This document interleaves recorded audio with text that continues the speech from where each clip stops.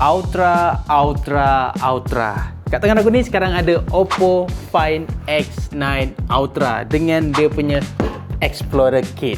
Jom kita unbox.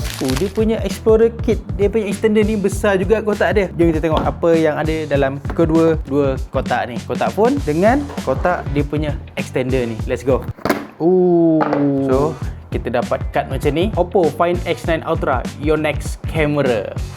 Next camera make your moment. Kamera dia bapak besar mat. So ini dia Oppo Find X9 Ultra. Kalau kita tengok dia punya kamera dia, memang kita tahulah, memang power dah kalau kamera dia macam ni. Power adapter, kabel type A to type C, SIM ejector. Dan ni dia punya documentation dan dia bagi sekali dengan dia punya casing. So itu je lah dalam kotak phone ni. Sekarang jom kita unbox dia punya Explorer Kit. Tapi sebelum tu kan aku nak cerita sikit pasal first impression aku dekat design Oppo Find X9 Ultra ni. Memang rasa premium. Tengok dia punya texture pun bukan texture yang biasa-biasa. Dia macam texture soft touch. Dan kat sini dia macam ada dua section. Lawa kan?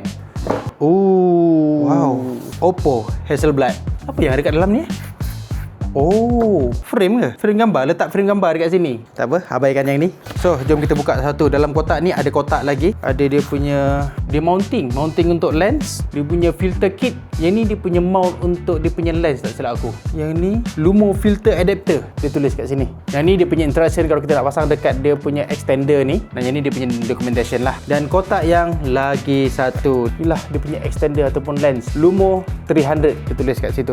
Ni dia punya panggil dia punya hood untuk kita letak kat sini maybe. Nampak panjang kan? Wow, ni casing dia. Casing dia ni pun macam soft touch dia punya texture ni. Apakah rupa dia bila kita pasang dekat Oppo Find X9 Ultra ni? Inilah dia, bila kita dah pasang ada button dekat sini, zoom in zoom out, ada button shutter. Tu je lah. Jom kita pasang dia punya mount ni. Setelah kita pasang, dia jadi macam ni lah. Nampak? Besar amat. Nak zoom apa ni? Korang tengok. Besar weh lens dia ni. Tapi yang paling aku tak suka dia punya grip dia ni pendek sangat. Dia tak sedap nak dipegang sebab dia terlampau nipis, terlampau kecil. So nak grip macam ni, dia tak berapa nak selesa lah.